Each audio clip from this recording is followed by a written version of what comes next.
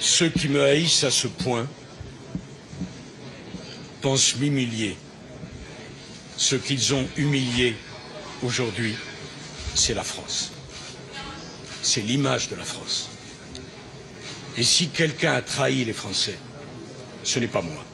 Oui, Nicolas Sarkozy a trahi la patrie. Il a déjà été condamné 3 fois et c'est déchirant quand on est attaché comme on l'est à la France, à sa souveraineté, à son indépendance, quand on est patriote, que de voir un président de la République qui commet un crime contre la nation, c'est bien ce qui est retenu par le tribunal, un crime contre la nation, et c'est bien de ça dont il s'agit, mais qui, en plus, se voit soutenu par toute la droite et toute l'extrême droite réunie. Je suis choqué.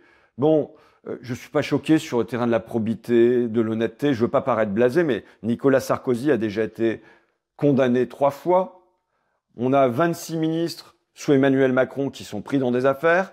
On a la France qui dégringole dans le classement de la corruption. Donc, tout ça, c'est la routine. Mais là, il ne s'agit pas de pots de vin délivrés par un promoteur immobilier. De qui on parle? On parle de la Libye de M. Kadhafi. On parle même plus précisément de la Libye de M. Abdallah Senussi. Alors, qui est M. Senussi, rencontré à la fois par Brice Hortefeux et par Claude Guéant?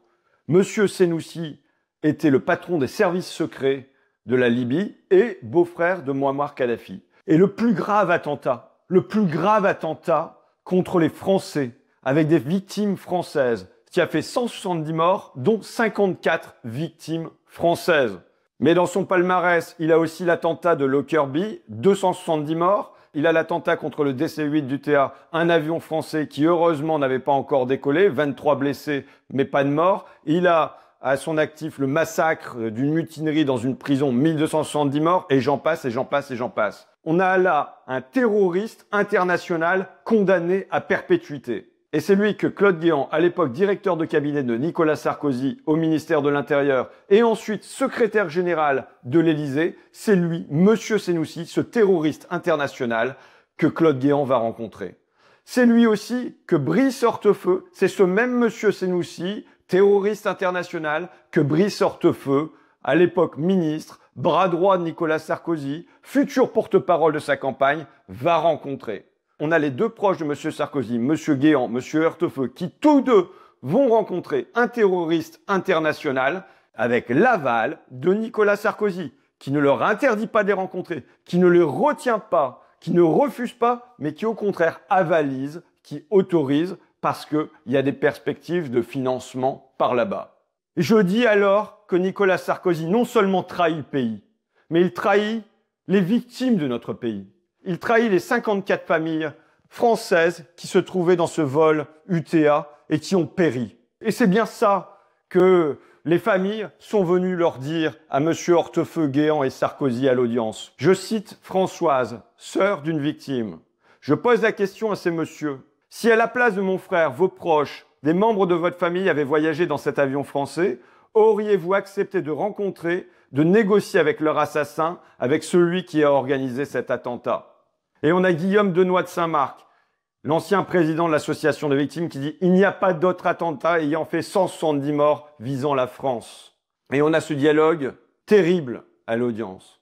La présidente interroge Claude Guéant. « Est-ce que vous connaissiez le CV de M. Senussi ?» J'avais connaissance de qui était M. Senussi et de ce qu'il avait été condamné. Mais en arrivant à Tripoli, je n'avais pas connaissance de la situation exacte. On a un homme terroriste international qui a été condamné par la justice française en 1999 et on a le directeur de cabinet du ministère de l'Intérieur qui prétend ne pas connaître cette condamnation. Monsieur Hortefeux, répond la présidente, même chose. Est-il possible que vous n'ayez pas su qui était Monsieur Senussi et ce qu'il avait fait? Réponse de Brice Hortefeux. Dans les notes qu'on m'avait préparées, il n'y avait pas d'éléments sur Monsieur Senussi. Comme si on allait rencontrer un terroriste international, le responsable des services secrets libyens, beau-frère de Mouammar Kadhafi, et qu'il n'y avait pas une note qui était remise aux émissaires, et que eux-mêmes, ils n'avaient pas fait Google Actualité pour voir un peu qui était Monsieur Senussi. Donc oui, je dis que Monsieur Guéant, je dis que Monsieur Hortefeux, je dis que Monsieur Sarkozy ont trahi la patrie et qu'ils ont trahi des victimes françaises en allant rencontrer Monsieur Senussi, en négociant avec eux et en forgeant avec lui un pacte de corruption. Et cette trahison a eu des conséquences. C'est une dette honteuse. C'est une proximité coupable pour Nicolas Sarkozy et toute son équipe. Qu'est-ce qu'on a d'abord? Dès que Nicolas Sarkozy entre à l'Élysée, l'un de ses premiers voyages est pour se rendre à Tripoli, dans la Libye de M. Kadhafi. Et en retour, à la fin de l'année, on a la tente de M. Kadhafi qui est plantée devant l'Élysée. Et la suite, c'est l'inverse. C'est d'un coup, tout se retourne. Et c'est Nicolas Sarkozy qui mène campagne pour mettre à bas Mouammar Kadhafi, puis pour l'éliminer. Au fond, ce que je dis là, Nicolas Sarkozy le sait. Il sait qu'il a trahi la France. Il sait qu'il a trahi des victimes françaises. Il sait qu'il a commis, c'est le terme du tribunal, un crime contre la nation. Mais le pire, au fond, c'est pas lui. Le pire, c'est la cohorte médiatique, politique, qui banalise ce crime contre la nation. Et ça dit tout d'un affaiblissement de l'esprit républicain, d'un affaiblissement de l'esprit civique et de l'affaiblissement d'un sens de la patrie. Et c'est ça qu'il nous faut relever aujourd'hui. Bah écoutez, moi j'ai trouvé cette déclaration digne.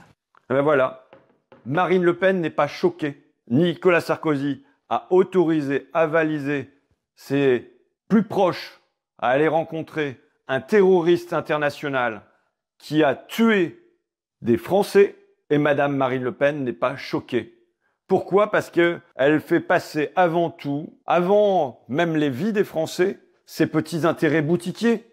Et ces petits intérêts boutiquiers, c'est de elle-même échapper aux poursuites de la justice, comme elle considère que ça devrait être le cas pour Nicolas Sarkozy. Et ces intérêts boutiquiers, c'est d'homogénéiser la droite et l'extrême droite et les faire se rassembler. Et ces intérêts boutiquiers, c'est d'être, tant pis, le parti de l'étranger. Trump, Poutine, on savait, mais même pas de souci que de s'allier, que de se vendre à la Libye de Mouammar Kadhafi.